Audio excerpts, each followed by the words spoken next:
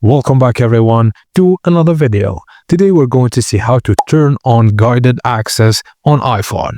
Guided access is a great feature if you want to lock your iPhone to a single app.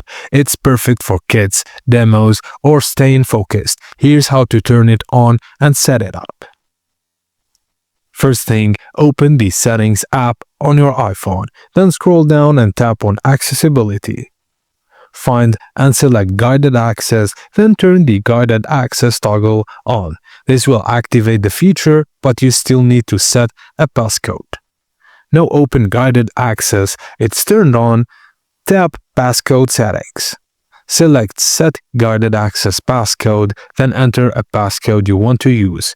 Re-enter it to confirm, and this passcode lets you start or end a guided access session whenever you need. And that's all you need to set up guided access on your iPhone. Thank you guys for watching, and please don't forget to like and subscribe for more tips and tricks like this.